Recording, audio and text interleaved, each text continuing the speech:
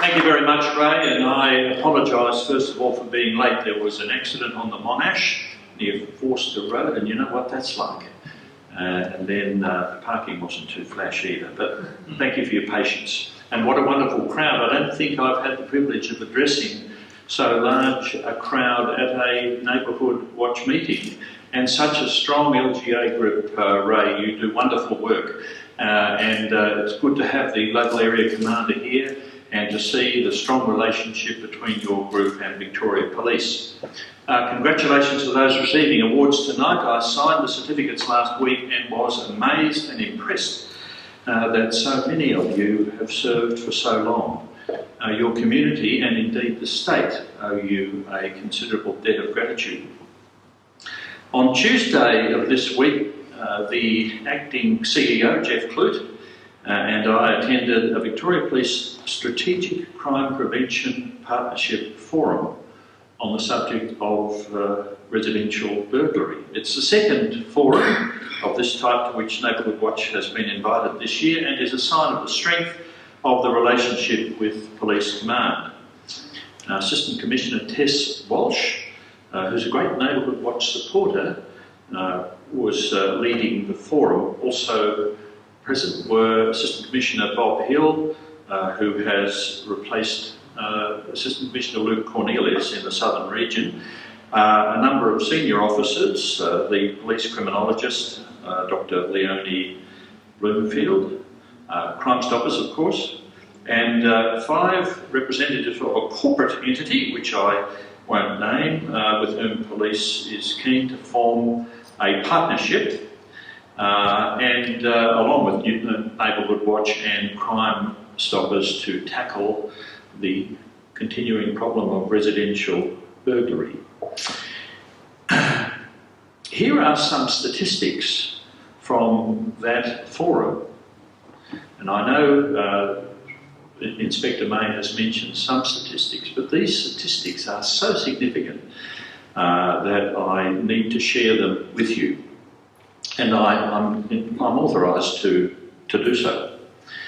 Now, these are statistics for the state for the 12 months ended on the 31st of July 2016. There has been a 13% increase in burglaries across the state. 84% of residential burglaries are unsolved. There has been a 70% increase in the involvement of children 10 to 14 in aggravated burglary. 70%. A shocking statistic. 22% of burglary victims suffer more than one burglary in a 12-month period. In 1/3 of burglaries, there was no forced entry. In other words, the house was unlocked. The use of amphetamines, including ice, has tripled in the last 5 years, and this is a significant driver of burglary. I will mention some other statistics for that 12-month period. There were 20,276 cars stolen, up from 15,661 in 2014. A steep increase. There was a 59% increase in theft of motor vehicles involving a burglary.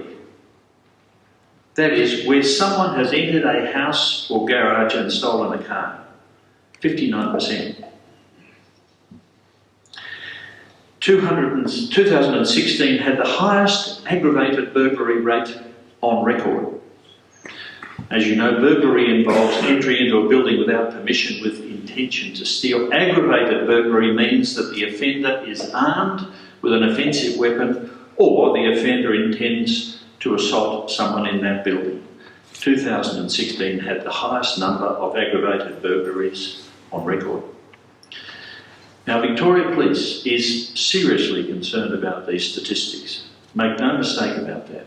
And it was perfectly clear from the forum that that's the case.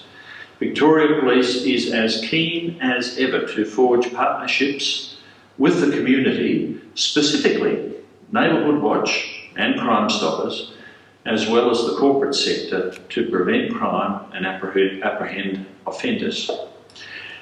At the forum, Neighbourhood Watch was frequently mentioned by police as playing an important part in the prevention of burglary. Let me go back to the issue of repeat victimisation. As I indicated, 22% of burglary victims suffered more than one burglary in a 12-month period. The second burglary is often within weeks of the first. There's clearly a need for victims of the first burglary to be assisted to improve home security and prevent repeat victimisation. Police simply don't have the resources to provide that assistance in every case. And there was a discussion about the role Neighbourhood Watch could play in a task of that kind. There was also much discussion about target hardening, which is the preferred Victoria Police approach to the burglary problem. Target hardening means doing the very things we at Neighbourhood Watch have been telling householders for years about improving the security of their premises. The sort of things set out in detail on our website. The value of letterbox drops in burglary hotspots was emphasised at the forum. The police are even considering advocating a statewide program to provide financial assistance to residents at risk of residential burglary to enhance their home security. This would involve huge cost, of course, and it was in this context that the possibility of partnership with private corporates was raised. Other possible solutions or contributions to the problem was CCTV in suburban streets, which I must say I was wary of because of privacy concerns. There were some very novel and interesting suggestions. For example, an organisation such as RACV, servicemen, when they attend to fix your car, popping in the one-way screws while they're there as a service to the community. So these are the discussions we're having with police, and I can assure you Neighbourhood Watch is very much part of them, and the police value our contribution and want to enhance our contribution. Now, I addressed that meeting at Airlie, and I just want to share with you a few of the points I made, because I think you're entitled to know what your board is saying on your behalf. And I said this at the forum, which was attended by a large number of people. In some quarters, I said, the myth persists that Neighbourhood Watch is a relic of the 1980s. Not true. New groups are being established constantly, mainly in the outer suburbs and in newer developments, almost without exception. These new groups are being formed by working families, as politicians like to say, families with children living at home. Their main concerns are burglaries and home invasion. These new groups, and increasingly the older groups, Ray, use social media very effectively to stay in touch, remain alert and safe, and provide information to police. They epitomise the spirit of Neighbourhood Watch, neighbours working together with police to prevent crime.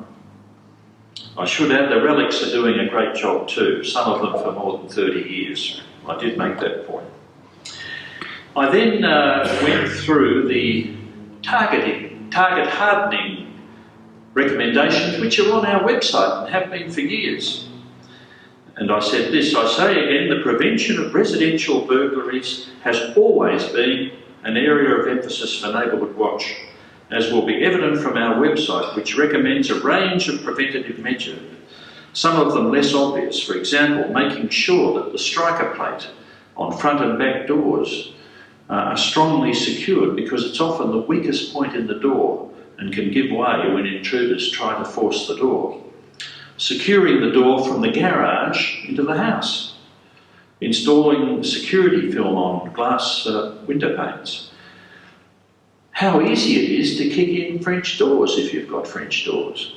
They're very weak. Making sure all hinges are on the inside of the house. Not leaving the cardboard box of your brand new smart TV on the nature strip. not leaving the remote for your garage in your car parked in the driveway or street, as well as, of course, the more obvious precautions of motion-activated lighting, deadlocks and so on. These are messages we have been attempting to reinforce for years. This is what we try to achieve and do achieve, I believe, with more than 1 million newsletters, I think 30,000 of them in your marvellous area, our website, our magazine, local area websites and social media. I also said this: crime prevention is a community responsibility, not just the responsibility of the police. At a time when police resources are stretched to the limit, any initiative which brings community members together to prevent crime deserves strong support. This must obviously be done lawfully, in a considered and structured manner, and in cooperation with police. And I added, preferably with Neighbourhood Watch. Well, now, Ray mentioned the issue of police checks. I know you will have received the information from State Office about that. Some of you may have read it, some not. I won't go through it, but I really don't think police had much option. If you read that information, you will have read that there has been an issue with leak checks being used for the purpose of checking volunteers in not-for-profit organisations because of privacy concerns and concerns of control of information. And the police did and as you are also now aware, these checks are conducted by what was CrimTrack. It's now the Australian Criminal Intelligence Commission, where I work actually.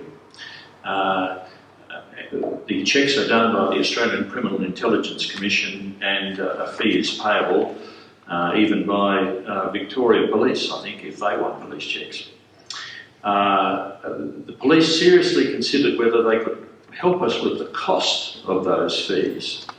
I'm sure sincere consideration was given to that issue, but I think the concern was that it would set a precedent, because although we are involved in crime prevention and work closely with the police, other organisations such as Odyssey House, with which I'm also involved, would say, well, we prevent crime by helping drug users and so on. So it would be difficult to know where to draw the line. We'll do the best we can to help you work through that issue. Neighbourhood Watch Week is coming up at the end of October, and I'm glad David Mann's sitting there, and I'm always very pleased to see him. And I sent you an email today, David, I don't know whether you got it. I'd like a spot on 3AW to talk about Neighbourhood Watch Week. Can I get a commitment from you in the presence of all these people? Thank you very much. Well, I'm going to hand back over to Ray now. I must say, when I came up here, or when I saw the lectern up here, I felt as if I was going to be giving a eulogy, but I think I'm announcing a renaissance. Thank you very much.